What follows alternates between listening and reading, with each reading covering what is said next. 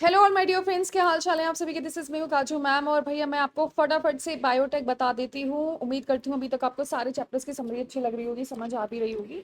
यहाँ पर मैं आपको एक चीज़ बता देना चाहती हूँ बेटा, ये जो आपको पीडीएफ है ये कहाँ पे मिलने वाली है, आप लोगों को ट्रैक प्रेप पे मिलने वाली है। तो जिसने अभी तक ट्रैक प्रेप को डाउनलोड नहीं करे भाई, फटाफट से जाइए और ट्रैक प्रेप को डाउनलोड करिए, क्योंकि अगर ट्रैक प्रेप डाउनलोड नहीं करेंगे तो ये पीडीएफ आपको नहीं मिल पाएगी। सो फटाफट से do download the track prep. सबसे पहले बात करते हैं what is biotech. So biotech is a technique of using live organism और their enzyme for product and process, जो हमारी ह्यूमंस के काम आते हैं। So European Federation of Biotechnology, जिसको ईएफबी बोला जाता है, बायोटेक्नोलॉजी की डेफिनेशन उन्होंने इस प्रकार दी थी कि it is the integration of natural science and organism cells part there of and molecule analogues for product and services. ठीक है। बायोटेक किस किस चीज से डील करता है, तो भैया माइक्रो मेडिएटेड प्रोसेस, जिसमें दही बनाना, ब्रेड बनाना, वाइन बनाना, बियर बनाना। इन विट्रो मतलब test tube baby program, synthesis and use of a gene, preparation of a DNA vaccine and correction of a defective gene के बारे में हम यहाँ पर आप लोगों से बात कर रहे हैं। यहाँ पर मैं आप लोगों से बात करूंगी किस चीज के बारे में, प्रिंसिपल्स ऑफ बायोटेक के बारे में मैं आपको यहाँ पर बताने वाली हूँ। देखिए, प्रिंसिपल्स ऑफ बायोटेक के बारे में जब कभी भी आप लोगों से बात करेंगे, तो यहाँ पर हम बात करेंगे आप लोगों से किस चीज़ के बारे में, जेनेटिक इंजीनियरिंग के बारे में। ठीक है, हम किस चीज़ के बारे में बात करेंगे, जेनेटिक इंजीनियरिंग के बारे में बात करेंगे। ठीक है। So, the technique in which genetic material DNA and RNA is chemically altered and introduced into host organism to change the phenotype, इसको क्या बोला जाता है, जेनेटिक इंजीनियरिंग। डेफिनेशन अच्छे से याद रखनी है, भले आप नीट स्टूडेंट हो या आप सीयूटी वाले हो। Bio process engineering, maintenance of sterile ambience and chemical engineering process for growing desired microbe eukaryotic cell in large quantities for manufacture of antibiotic, vaccine and enzyme. Perfectly fine. Next, principle of bio technology. ठीक है। Identification of DNA करते हैं हम desirable genes के साथ। Let me change the colour. Introduction of identified DNA into the host और maintenance of introduced DNA in the host and transfer of DNA to its progeny. So ये तीन basic steps हैं जो आपको ध्यान में रखने हैं। सबसे पहले आइडेंटिफिकेशन कैसे होगा डिजायरेबल जीन्स का, तो सबसे पहले ट्रेडिशनल हाइब्रिडाइजेशन टेक्निक, जो कि inclusion and multiplication of undesired genes and desirable genes, जो हमको चाहिए और जो हमको नहीं चाहिए, उनके बीच में इंक्लूजन और मल्टीप्लिकेशन टेक्निक। जेनेटिक इंजीनियरिंग में सिर्फ हमको जो जीन्स चाहिए होती हैं, जो हमारी डिजायरेबल जीन्स होती हैं, सिर्फ हम उन्हीं का इस्तेमाल कर रहे होते हैं।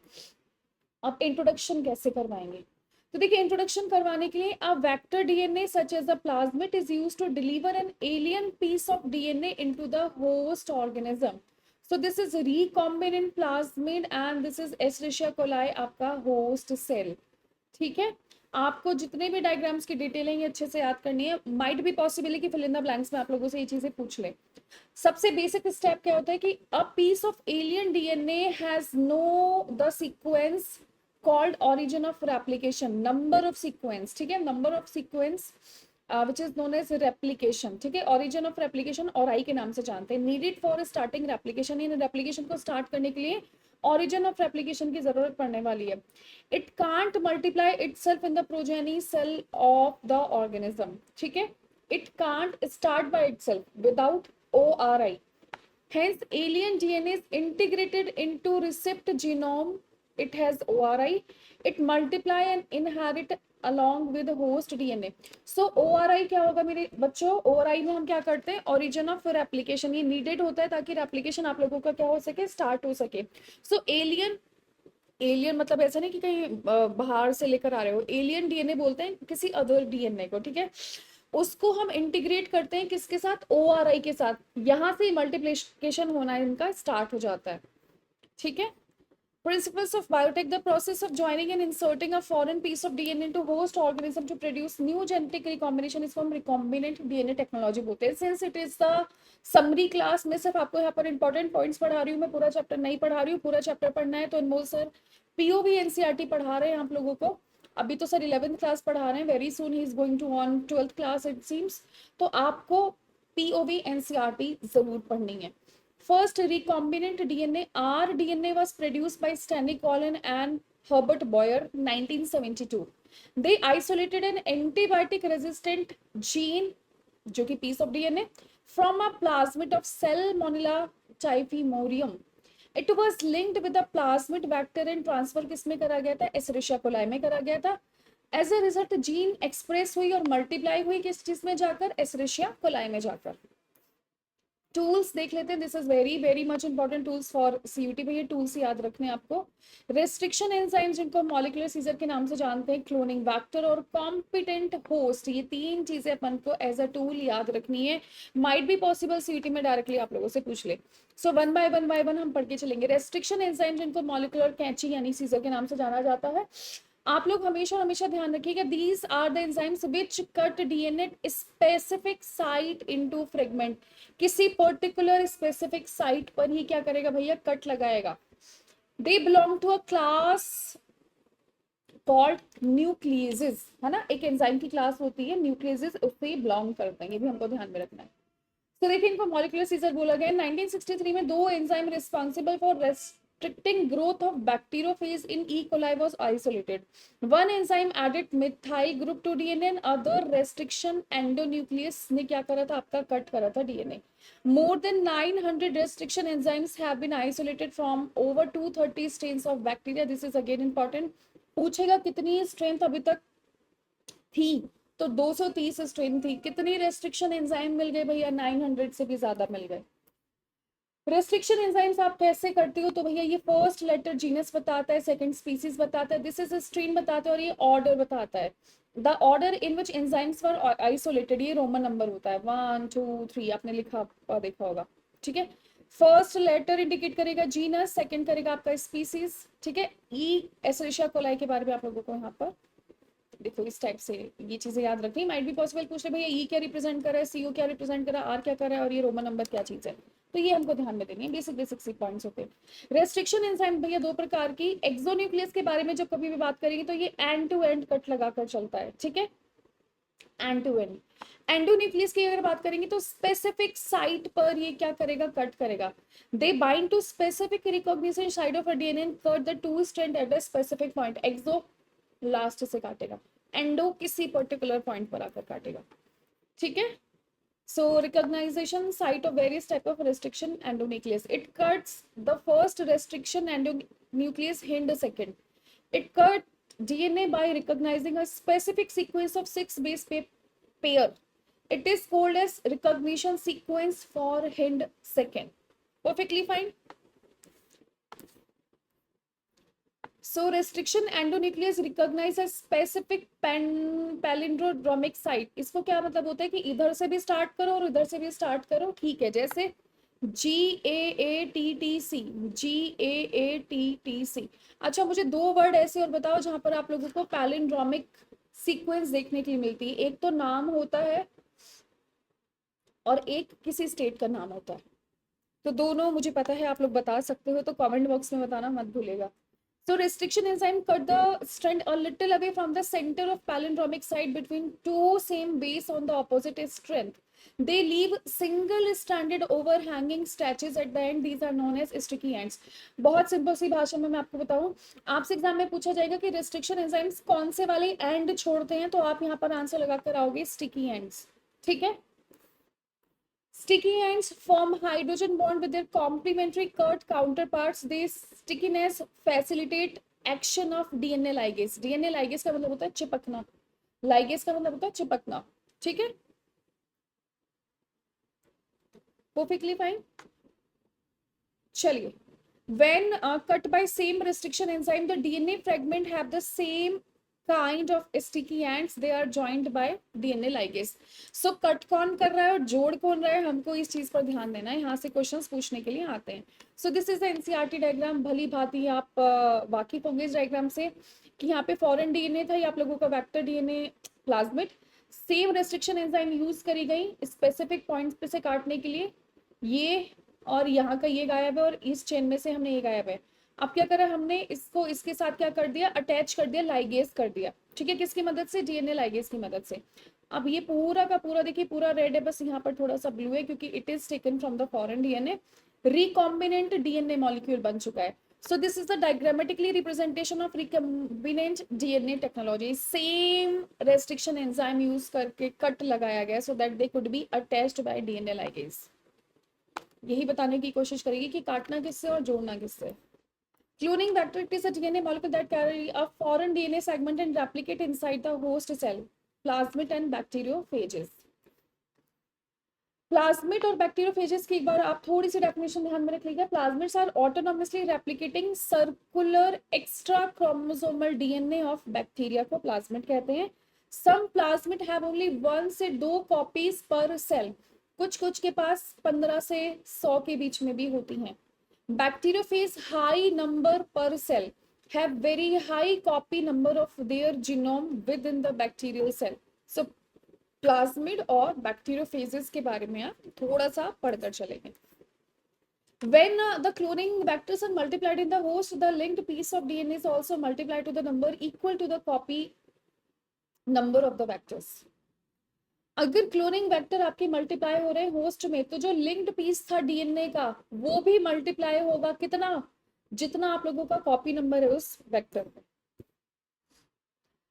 This is very much important features required. भैया ये डायग्राम नीट के हिसाब से बहुत ज्यादा इंपॉर्टेंट है। माइट बी पॉसिबल आप लोगों से इनमें से बहुत सारी चीजें गायब करके फिल इन द ब्लैंक्स के रूप में पूछ ले, बताओ बताओ क्या क्या क्या है। सो देखिए सबसे पहले रेस्ट्रिक्शन साइट हिंट 111 यानी hint 3, ECORY I, BAM HI, SAL I, PVU second, PST1 CLA1 Roman number वाला 1, ठीक है। फर्स्ट बोल दो, मैं तो 1 बोल रही हूँ, फर्स्ट सेकेंड इस टाइप से बोलते हैं, ठीक है।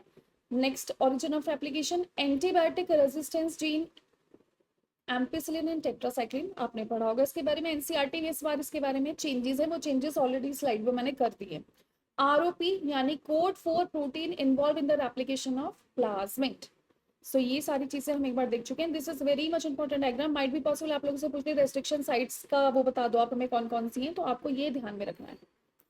सबसे पहले ओरिजिन ऑफ रेप्लिकेशन के बारे में बात करेंगे। It is a sequence where replication start, हमको पता ही है।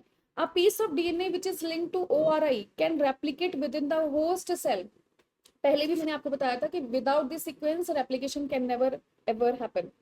It also controls the copy number of linked DNA. So for getting more copies of targeted DNA, it should be cloned in a vector whose origin support high copy number. Bacteriophage के बारे में भी हमने पढ़ा था कि बहुत ही जबरदस्त तरीके से उसका copy number high रहता है.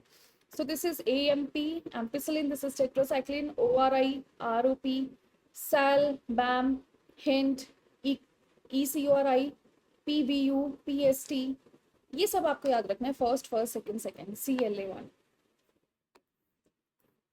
मैं तो जनरली इसको 1 बोलती हूँ, but you should speak like first second and third. Selectable marker यानी marker gene, it is a gene that haves to select transformants and eliminate the non transformants. If a piece of DNA is introduced in a host bacterium, it is known as transformation. Such bacterium is known as transformant. और अगर transformation नहीं हो पाया है तो उसको हम non transformant के नाम से जानेंगे, ठीक है। सेलेक्टेबल मार्कर्स जो होते हैं इस विषय को लेके वो इंक्लूड करते हैं genes encoding resistant to antibiotics like ampicillin, chloramphenicol, tetracycline, kanamycin. ये क्या करेंगे, रेजिस्टेंस शो करेंगे। Normal E coli have no resistance against these antibiotic, ठीक है। सेलेक्टेबल मार्कर्स क्या दिखाते हैं, रेजिस्टेंस दिखाते हैं एंटीबायोटिक्स के खिलाफ, और ये नॉर्मल वाले नहीं दिखाते, इनको तो कोई रेजिस्टेंस नहीं लगता है ना, ऊपर वालों में रेजिस्टेंस होता है। To link the alien DNA, the vector needs a single or very few recognition site for restriction enzyme. More than one recognition site generate several fragments. It complicates the gene cloning. So basically उनको या तो एक single या कुछ recognition site चाहिए होती है, किस चीज के लिए, एलियन डीएनए को लिंक करने के लिए। So more than one recognition site generate several fragments. एक से ज्यादा रिकॉग्निशन साइट बहुत सारे फ्रेगमेंट्स क्या कर देगी, इंट्रोड्यूस कर देगी, जनरेट कर देगी, जो कि कॉम्प्लिकेट कर देगा थोड़ा जीन क्लोनिंग को। Cloning site, ligation of alien DNA is carried out at a restriction site present in one of the two antibiotic resistant gene. Example, जैसे ligation of a foreign DNA at BAM-H first site of tetracycline resistance gene in vector PBR322.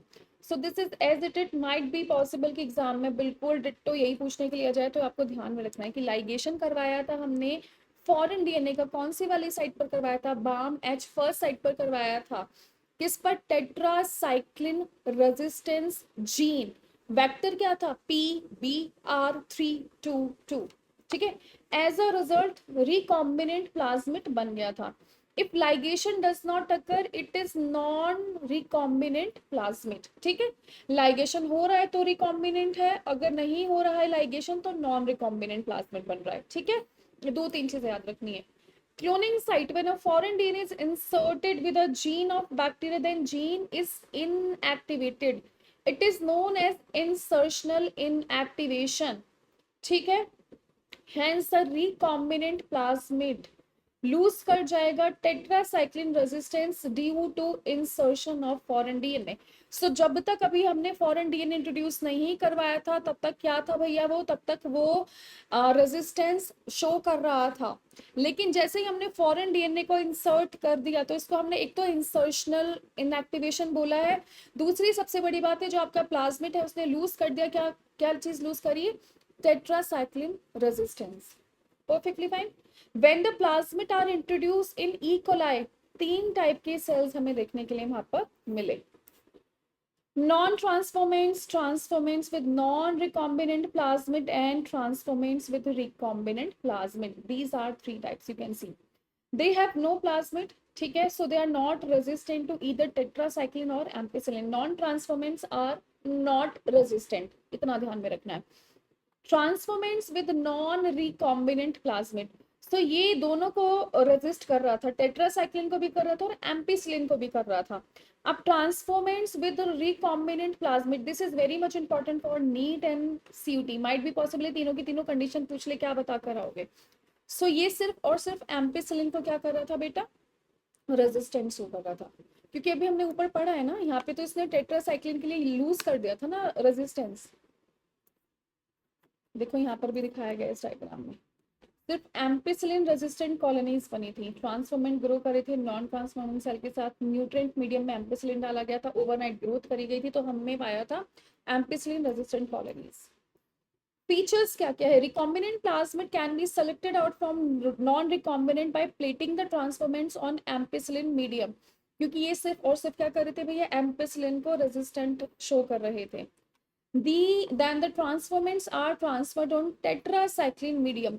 The recombinant grow हो रहे थे ampicillin medium में but not on tetracycline medium, ये बात ध्यान रखना, but non recombinant grow दोनों पर हो रहे थे। ये चीज अभी हमें क्लियर हो गई इन तीनों स्टेटमेंट से, ये तीनों कंडीशन हमने देख ली है भैया, ऊपर वाला पैराग्राफ हमने देख लिया है। तो क्लोनिंग साइट वाले जितने भी फीचर्स हैं आपको ध्यान में रखना है कि भैया एम्पिसिलिन पर ग्रो कर जा रहे हैं, टेट्रासाइक्लिन पे नहीं कर पा रहे हैं, और नॉन रिकॉम्बिनेंट दोनों पे ग्रो कर पा रहे हैं, ठीक है। One antibiotic resistant genes help to select the transformants. Inactivated antibiotic resistance helps to select recombinants. These type of selection of recombinant is a difficult process because it needs simultaneously plating on two plates having different antibiotics. So alternative selectable markers have developed based on ability to produce color in the presence of chromogenic substrate. So ऊपर वाला procedure थोड़ा सा कैसा हो जाता है, complicated हो जाता है, सो हम क्रोमोजेनिक सबस्ट्रेट जो कि कलर डेवलप करने में हेल्प करता है उनसे हम लोग मदद ले रहे हैं आजकल। अब देखिए तो एक बार, in this recombinant DNA is inserted into coding sequence of B galactosidase, so the gene is inactivated, insertion inactivation बोला गया था, आपको बताया जब भी फॉरेन डीएनए हम इंट्रोड्यूस करवाते हैं, it is insertional inactivation. So these colonies do not produce color. They are identified as recombinant colonies. If a plasmid in bacteria have no one insert, it gives blue color in the presence of chromogenic substrate. यानी अगर हम insertional inactivation करवाते हैं तो रंग नहीं आता, ध्यान रखना, और अगर हम ये चीज नहीं करवा रहे हैं तो भैया कलर आ जा रहा है, ठीक है। अगर कोई इंसर्ट नहीं होगा तो ब्लू कलर आएगा, ठीक है, blue color. So this is all about tick. Same slide. So factors for cloning genes in plants and animals, genetic tools of same pathogens is transformed in very useful factors. Agrobacterium tumefaciens, a pathogen of many dicot plant, and retrovirus. Agrobacterium tumefaciens can deliver a piece of DNA जिसको हम tDNA बोलते हैं, to transform normal plant cell into a tumor. These tumor cells produce the chemicals required by the pathogens. Tumor inducing plasmid of A. tumefaciens is modified into a cloning vector which is not pathogenic but can use the mechanism to deliver gene of interest into plants. ये वही same slide है again. Retrovirus के बारे में पढ़ते हैं. Retrovirus in animal can transform normal cells into cancerous cells, so they are used to deliver desirable genes into animal cell. Competent से question पूछने के लिए आया था सीयूटी में भैया, और CaCl2 ट्रीटमेंट के बारे में क्वेश्चन पूछने के लिए आया था. Since DNA is hydrophilic molecule it can not pass through cell membrane, ध्यान रखिएगा. So the bacterial cell must be made competent to take up alien DNA और plasmid. DNA नॉर्मली नहीं जाएगा, हमें मदद लेनी पड़ेगी किस चीज की, आपकी बैक्टीरियल सेल की. अब क्या होगा? So for this bacterial cell are treated with specific concentration of divalent cation calcium chloride के बारे में बात हो रही है, so that DNA enter the bacterium through pores in cell wall.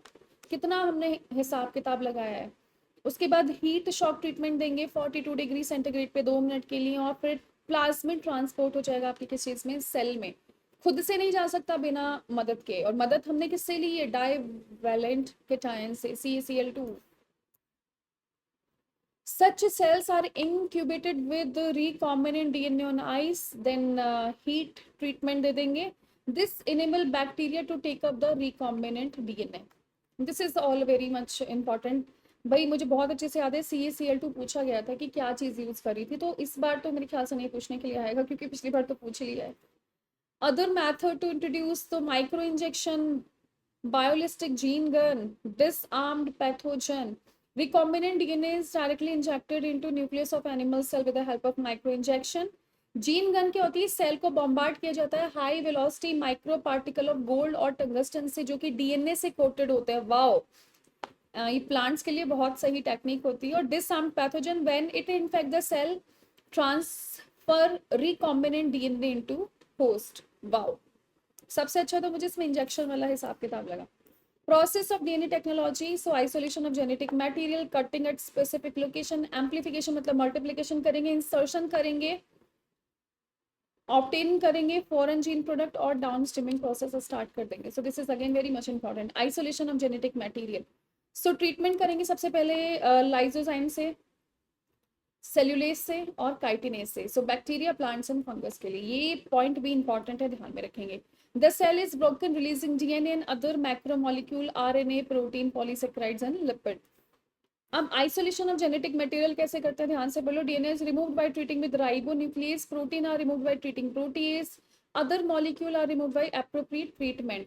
When chilled ethanol is added, purified DNA precipitate, है ना, गुद्दा सा बन जाता है, प्रेसिपिटेट बन जाता है as a fine thread like structure in the suspension. ये ध्यान रखिएगा कि जब भी हम चिल्ड इथेनॉल का यूज करते हैं तो कैसा आपका डीएनए क्या करता है बेटा, प्रेसिपिटेट धागों के रूप में बाहर आ जाता है.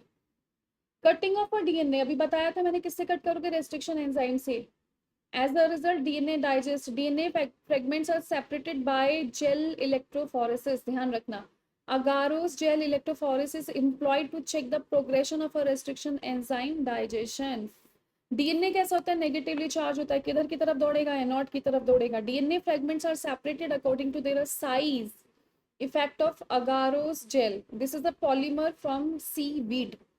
Small sized fragment move, आगे की तरफ भागेंगे. छोटे छोटे बच्चे भी जैसे बहुत जल्दी जल्दी भाग जाते हैं, सेम छोटे छोटे डीएनए भी फर्दर भागेंगे.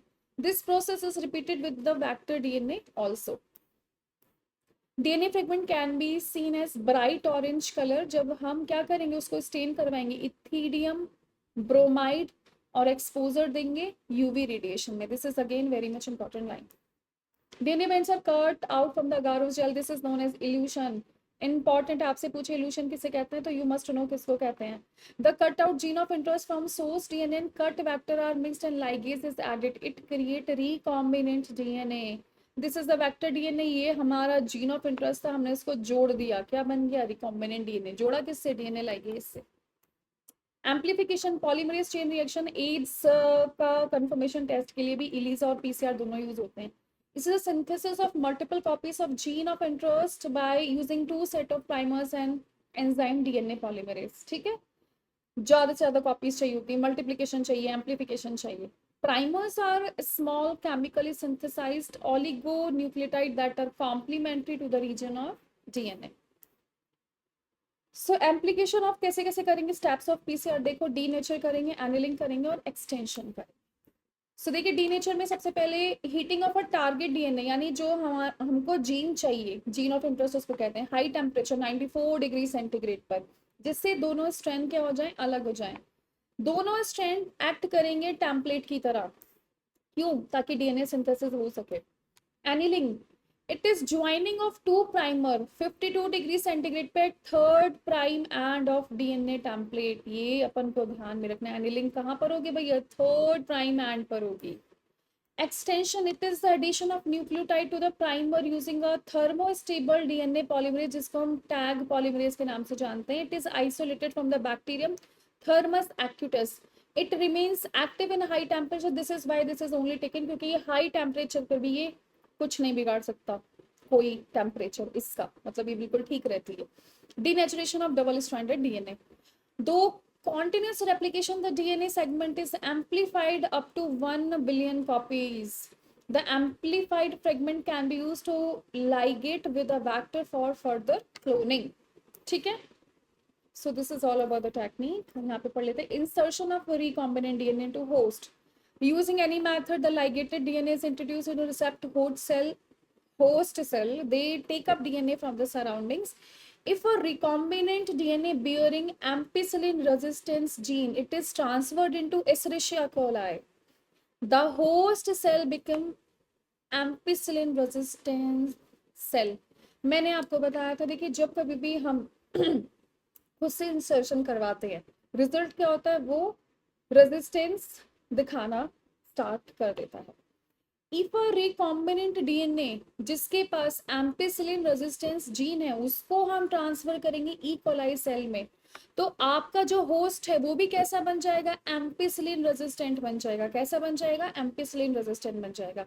If transformed cells are spread, मतलब इनको अलग अलग अलग करके रख दो, किस पे, एम्पिसिलिन पर, तो only transformants will grow, untransformants will die.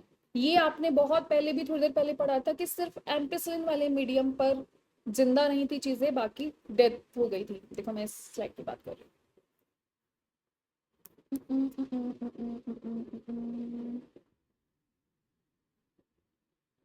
इस वाली स्लाइड की बात कर रही हूँ, है ना,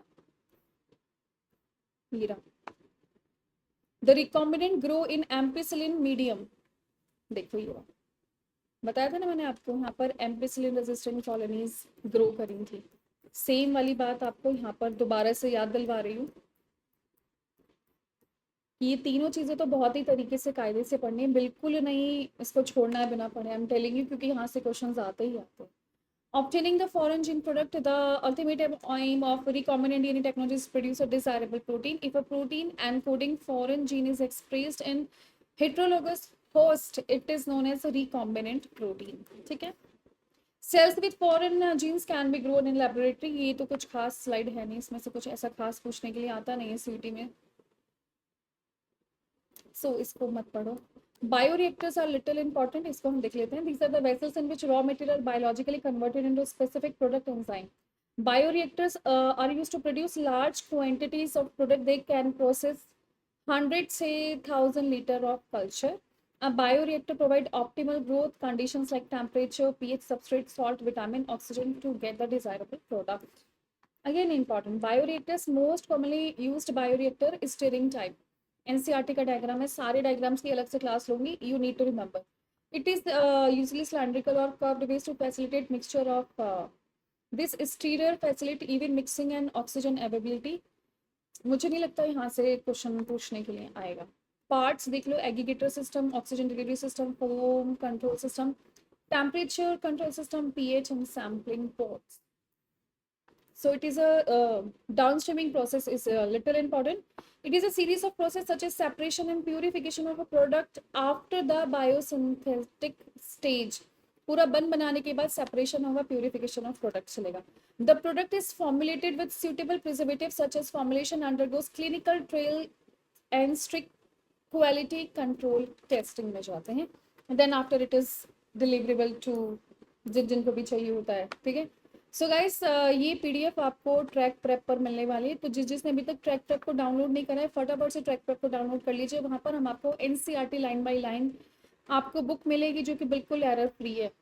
और अनमोल सर इसका डिटेल डिस्कशन पीओबी एनसीईआरटी में लेकर आ रहे हैं. सो अभी तक जिसने अनमोल सर की क्लास ज्वाइन नहीं करी फटाफट से ज्वाइन कर लो. और भैया ये स्लाइड तो बिल्कुल ऐसे याद कर लो जैसे बचपन में अपना नाम और एबीसीडी याद की थी.